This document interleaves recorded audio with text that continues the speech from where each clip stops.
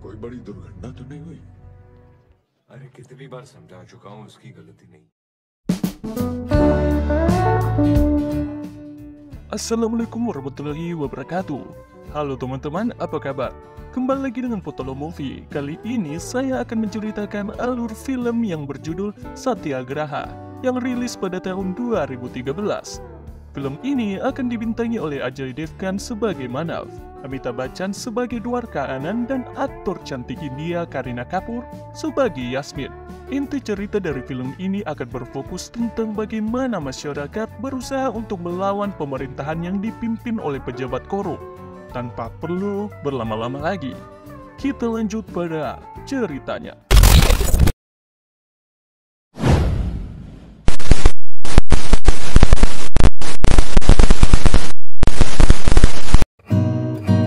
Cerita dimulai di sebuah stasiun kereta, di mana Manav bertemu dengan sahabatnya bernama Achilles.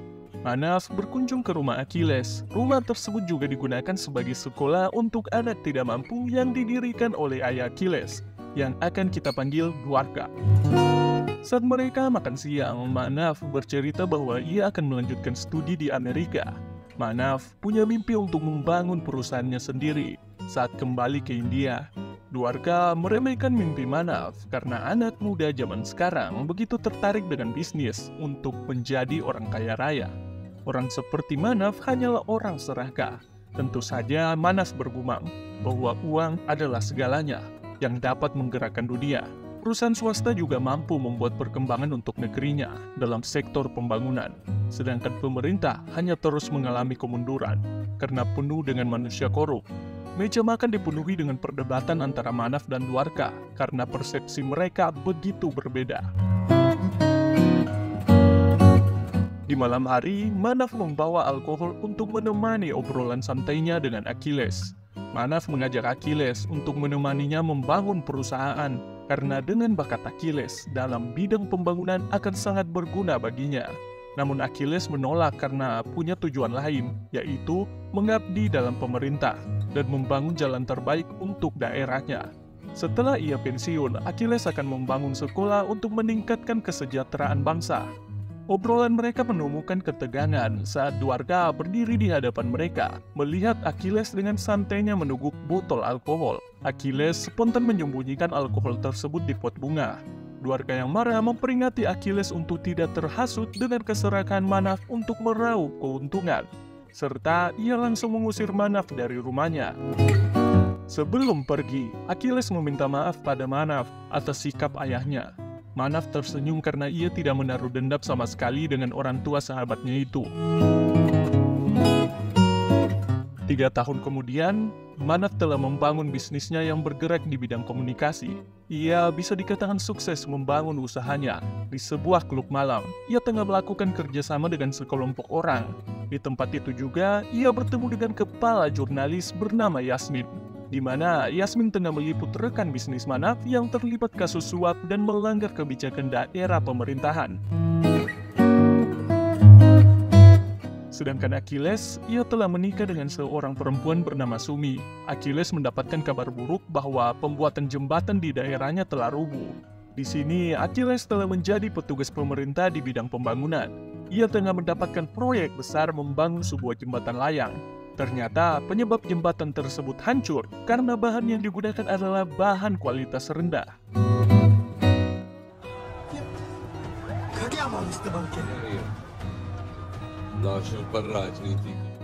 Di sisi lain, di kantor pemerintahan, Balram Singh yang menjabat sebagai menteri daerah tersebut akan mencairkan dana untuk memberikan kompensasi korban tewas atas kejadian jembatan rubuh pada keluarga mereka sebesar Rp100.000. Beberapa hari kemudian, Manav menghubungi Sumi karena Achilles tidak dapat dihubungi. Sumi pun menjelaskan bahwa Achilles tengah pusing menyelesaikan masalah jembatan. Sumi dan Manav begitu khawatir dengan kondisi Achilles saat ini. Kita kembali pada Achilles. Ia tengah berada di jalan raya bersama motornya. Ada seorang pengendara yang terjatuh di depannya. Solar yang pengendara tersebut bawa berceceran di atas jalan, membuat motor Achilles tergelincir yang menyebabkan tubuh Achilles dilindas oleh truk. nyawa Achilles tidak dapat tertolong. Sumi menghubungi Manaf akan kejadian itu. Dengan segera, Manaf datang ke rumah duka. Sebelum Achilles dikremasi, Balaram datang memberitahukan pada keluarga Achilles di depan semua masyarakat dan juga para media. Pemerintah akan memberikan santunan sebesar 2,5 juta rupiah. Sepeninggalan Achilles, Dwarka dan Sumi begitu terpukul atas musibah yang menimpa mereka. Manaf pun demikian. Ia mendapatkan botol alkohol yang terakhir kali mereka minum bersama di pot bunga rumah Achilles. Air matanya terus bercucuran tanpa henti di malam itu. Keesokan harinya, Manaf pun pulang kembali ke Delhi. Namun perjalanannya harus terhambat karena polisi memblokade jalan menuju Delhi agar masyarakat di sana tidak dapat lewat. Di mana masyarakat tengah melakukan aksi demo agar suara mereka didengar oleh pemerintah atas tuntutan hak tanah mereka. Yasmin juga hadir untuk mewawancarai massa di sana, namun tidak diizinkan oleh polisi setempat. Manaf yang kenal dengan Yasmin curhat atas kesedihannya saat ini. Ia hidup sebatang kara tanpa orang tua dan juga saudara. Bagi Manaf, satu-satunya keluarga yang ia miliki adalah Achilles yang selalu ada saat ia kehilangan orang tua. Namun sekarang, ia hidup benar-benar sendiri. Manaf mengajak Yasmin untuk ikut dengannya menghibur rasa sedih di hatinya. Tetapi Yasmin tidak bisa pergi sebelum mewawancarai masyarakat yang melakukan demo. Dengan kekuasaan Manaf, ia mampu bernegosiasi dengan polisi untuk mengizinkan Yasmin lewat untuk melakukan wawancara. Kita akan melewati beberapa minggu setelah Achilles meninggal. Sumi datang ke kantor pemerintah membawa dokumen pendukung untuk mencairkan dana santunan yang dijanjikan oleh Balaram. Namun Sumi dipersulit oleh petugas di sana. Padahal dokumen yang Sumi bawa sangat lengkap, bahkan ia membawa surat-surat asli. Pada dasarnya, petugas di sana adalah petugas korup yang akan mengurus dokumen jika ada uang pelicinnya. Tidak peduli Sumi mau datang setiap hari, petugas di sana tidak akan pernah mengurus dokumennya. Sumi hanya dapat menangis, sampai ia pulang kesedihannya tidak bisa hilang. Dwarka yang melihat menantunya itu datang ke kantor pemerintah. Ia menerobos masuk ke ruang rapat untuk bertemu langsung ketua bagian keuangan. Ketua tersebut tidak suka dengan etika Dwarka dan menantunya, yang terus datang seolah pemerintah meminjam uang pada keluarga mereka. Kata-kata itu membuat tanduk Dwarka muncul karena mereka tidak akan datang kalau pemerintah tidak memberikan janji pada mereka. Datang ke kantor pemerintahan setiap hari bagai seorang pengemis telah menjatuhkan martabat masyarakat. Sistem pemerintah saat ini begitu kotor, penuh dengan para koruptor. Dwarka benar-benar tidak bisa menahan emosinya. Bahkan tangannya harus ternodai untuk menampar ketua di sana, yang hanya menjadi sampah pemerintah. Tindakan Dwarka itu membuatnya harus ditahan dan dimasukkan ke dalam sel. Sumi dengan segera memberitahukan Manaf kalau mertuanya telah ditahan. Manaf berusaha sebaik mungkin untuk membebaskan Dwarka. Namun kuasa hukum tidak dapat berbuat apa-apa. Satu-satunya cara membebaskan Dwarka adalah dengan menarik gugatan. Namun sayang, Dwarka enggan meminta maaf atas sikapnya. Baginya ia tidak salah. Meminta maaf sama saja membenarkan sistem yang telah rusak. Manaf membuat langkah terbaik yang ia pikirkan dengan mengumpulkan beberapa mahasiswa untuk menyebarkan poster Dwarka yang menampar pemerintahan korup. Ia juga membuat akun media sosial guna mendapatkan dukungan dunia maya untuk memojokkan pemerintah agar membebaskan Dwarka. Manaf berhasil mengumpulkan perhatian masyarakat daerah, hingga seseorang bernama Arjun yang merupakan ketua kelompok masyarakat tertarik untuk bergabung dengan Manaf dalam membebaskan Dwarka yang merupakan gurunya dari bentuk ketidakadilan pemerintah. Arjun memberitahukan kalau ingin Dwarka dibebaskan, mereka harus meruntuhkan sumber dari sistem yang telah rusak, yaitu menteri daerah tersebut, seorang bernama Balaram. Manaf menghubungi Yasmin, menjelaskan kejadian yang ada di daerah Ambikapur, di mana tamparan yang dilakukan oleh Dwarka membuat masyarakat melakukan revolusi untuk memperbaiki sistem yang telah rusak. Dengan kedudukan Arjun di sana, ia dapat mengumpulkan banyak orang, para pemuda. Selama berhari-hari, mereka melakukan aksi untuk menggoyangkan pemerintahan Balaram. Masa menuntut pembebasan Dwarka, dibantu dengan Yasmin sebagai bagian dari media profesional. Balram pun harus bertindak cepat agar karir politiknya tidak hancur di mata masyarakat. Balram datang di tengah-tengah demonstran untuk membebaskan Dwarka dan memberikan santunan yang ia janjikan atas kematian Achilles. Sayangnya, Dwarka menolak. Tamparan yang ia lakukan bukan hanya untuk uang tersebut, melainkan untuk mewakili masyarakat yang terus dipersulit dalam mencairkan dana bantuan mereka. Sudah cukup pemerintah melakukan penghinaan untuk rakyat, menginjak harga diri atas rasa putus asa yang mereka alami. Hal ini terjadi karena sistem pemerintahan yang rusak, diisi oleh orang-orang korup. Dwarka menantang Balram untuk mencairkan semua dana bantuan yang ada di Ambikapur. Dwarka memberi Balram waktu 1 bulan untuk mengurus semua itu. Di depan semua orang, Balram telah dipermalukan oleh seorang guru berumur 70 tahun itu. Untuk membantu masyarakat di daerahnya, Dwarka membuat sebuah tim untuk mengetahui semua kasus dana bantuan, agar pemerintah tidak memanipulasi data yang sudah ada dengan menghilangkan berkas yang ada.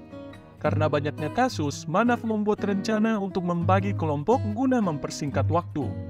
Kelompok tersebut akan turun langsung ke setiap dusun untuk datang ke rumah warga dan mengumpulkan semua berkas yang ada. Yasmin menggunakan komputer milik Achilles untuk mengerjakan laporannya. Ia mendapati sebuah file milik Achilles, di mana file tersebut adalah surat pengunduran diri milik Achilles. Yasmin lantas memberitahukan mengenai file tersebut pada Manaf. Mereka berdua pun berusaha mencari tahu mengenai kabar pengunduran diri Achilles ke tempat tugasnya. Namun, atasannya sama sekali tidak menerima surat pengunduran diri Achilles. Di malam hari, Dwarka begitu mengucapkan rasa terima kasihnya pada Manaf, karena apa yang ia perbuat dapat mengisi rasa kehilangan akan sosok anaknya. Manaf pun demikian, perhatian yang diberikan oleh Dwarka dapat menghilangkan kesendirian di hatinya. Ia berjanji akan menemani Dwarka sampai tujuan mereka berhasil untuk mengubah sistem yang ada. Rencana mereka untuk mengumpulkan berkas bantuan kepada masyarakat mulai terkumpul sedikit demi sedikit. Mereka juga setiap harinya berkampanye menjelaskan tujuan mereka sebenarnya. Banyak orang yang turut hadir meramaikan kegiatan mereka, karena dengan jelas mereka menyuarakan suara untuk membela rakyat menengah ke bawah.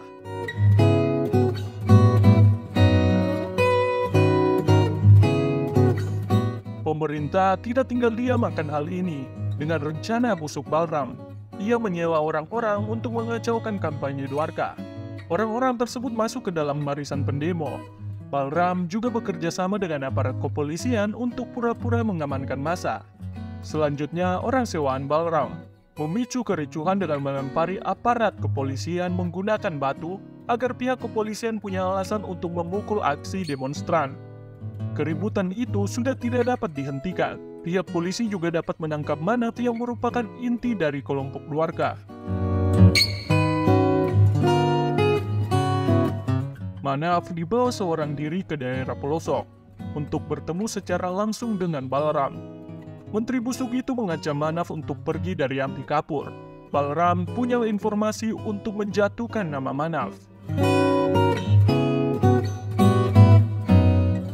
Hanya butuh 1 hari, nama baik Manaf rusak oleh media yang memberitakan kalau Manaf merupakan seorang pengusaha yang memiliki hubungan dengan politisi korup untuk membesarkan investasi bisnisnya.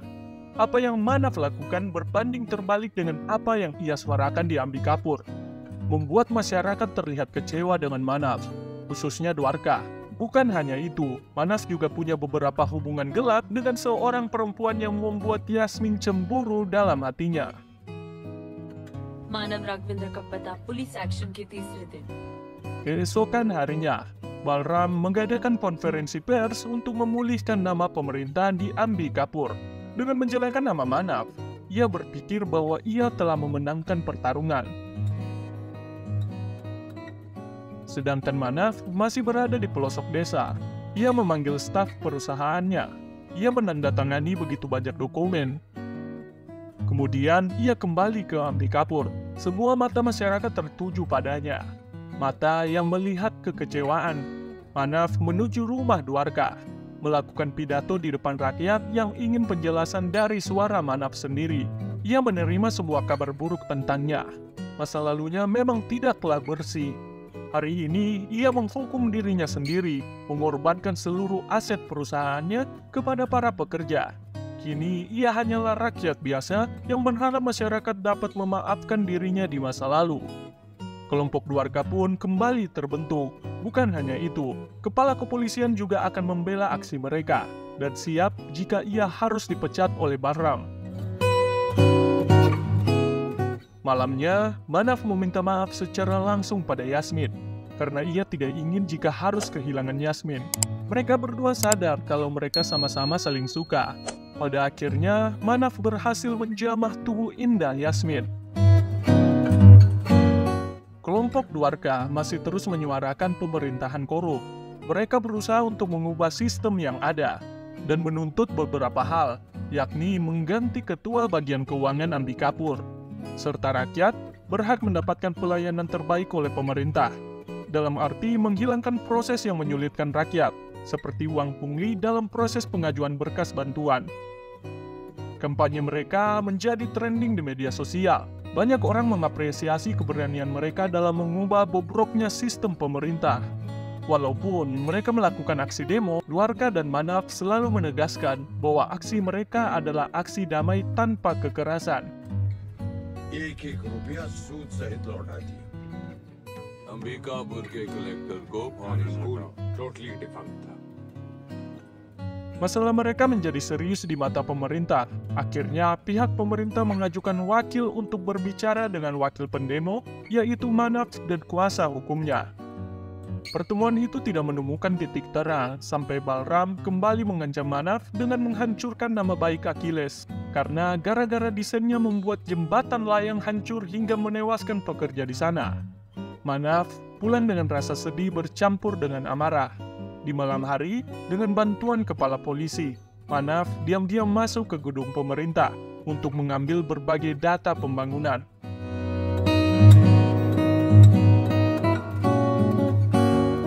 Kemudian, ia memeriksa semua data yang berhasil ia ambil bersama Yasmin. Manaf tidak menemukan keganjilan dalam desain jembatan Akil. Dalam desain Akil sudah sesuai dengan prosedur pembangunan. Ternyata pembangunan Akil sengaja digagalkan agar Balram dapat memasukkan perusahaan adiknya sebagai penanggung jawab pembangunan dengan anggaran yang jauh lebih besar. Manaf juga menemukan hasil laporan Akil, di mana Akil tahu akan rencana korup Balram dan Akil diancam olehnya. Maka dari itu, Akil ingin mengajukan surat pengunduran diri. Manaf dan Yasmin pun menarik kesimpulan bahwa kematian Akil bukanlah kecelakaan, melainkan pembunuhan berencana. Manaf dan ketua kepolisian menemui seseorang yang juga terlibat dalam kecelakaan Akil, yaitu pengendara yang menumpahkan solar. Pengendara itu mengalami trauma yang begitu dalam karena melihat langsung tragedi mengenaskan itu. Dengan keadaan yang mabuk, ia pun menceritakan apa yang ia lihat sebenarnya. Ternyata, saat Akil terjatuh, ia masih sempat selamat. Namun karena supir truk itu memang punya niat untuk membunuh, maka ia secara langsung menabrakkan Akil dan melindas tubuhnya.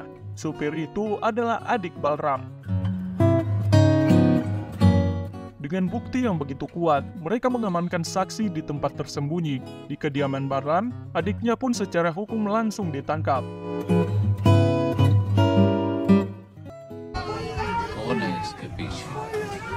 Mengetahui kejadian sebenarnya, hati seorang ayah pun menjadi sangat terpukul. Anaknya harus mati terbunuh dari busuknya pemerintah.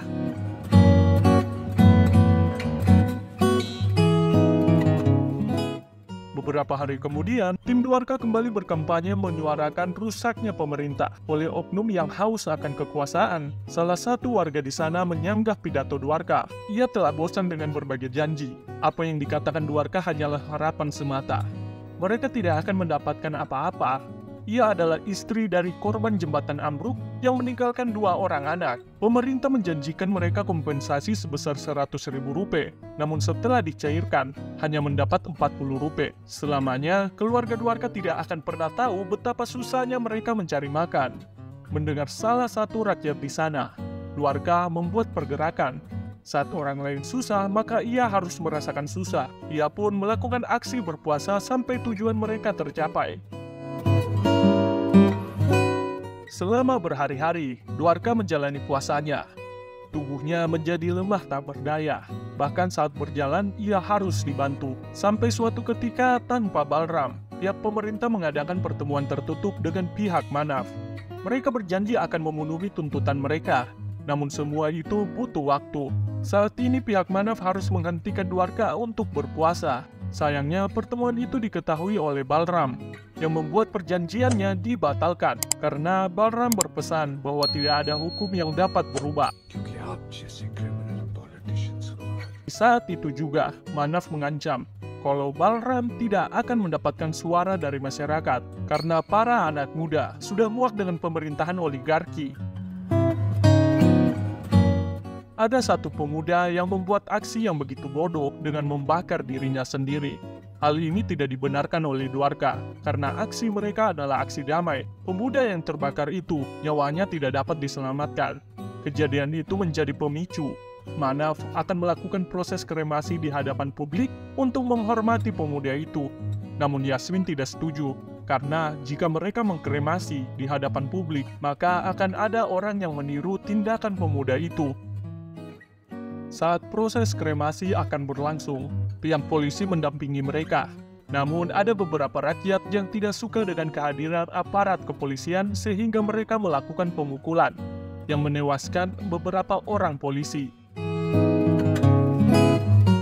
Balram memanfaatkan itu agar mendapatkan persetujuan oleh pimpinan menteri untuk mengerahkan pasukan militer dalam membubarkan aksi demonstran. Kabar bahwa pasukan militer akan datang ke Ambikapur terdengar sampai ke telinga masyarakat. Arjun bersama para pemuda bersiap untuk melawan. Dengan sisa tenaga yang ada, Dwarka berusaha menghentikan aksi masyarakat karena sekali lagi tujuan mereka adalah aksi damai tanpa kekerasan. Manaf yang mengetahui kalau Dwarka pergi dari tempat tidurnya berusaha mencarinya.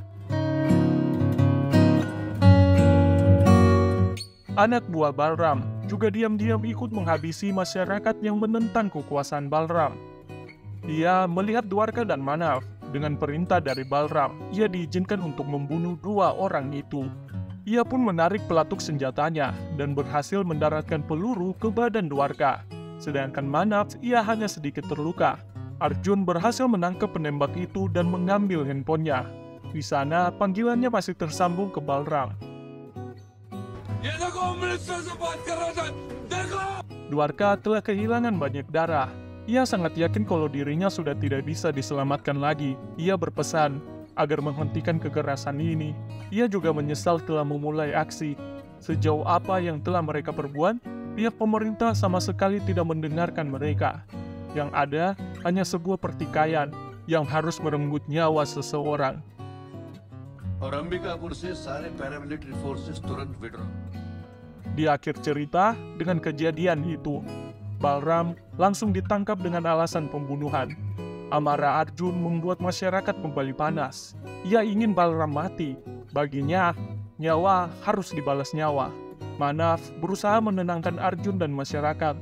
Ia sangat tegas kalau hal itu jangan sampai dilakukan, karena sangat bertolak belakang dengan prinsip yang dibangun oleh Dwarka. Para pemuda berhak marah atas rusaknya pemerintah, karena para pemuda adalah kekuatan yang dimiliki masyarakat untuk merubah sistem. Namun, jangan sampai kemarahan mereka harus dibalas dengan dendam. Rubahlah sistem dengan masa depan para pemuda untuk membangun sistem yang baik bagi rakyat dari dalam pemerintahan. Manas menyarankan Arjun untuk membuat partai mereka dengan prinsip yang telah dibangun oleh Dwarka.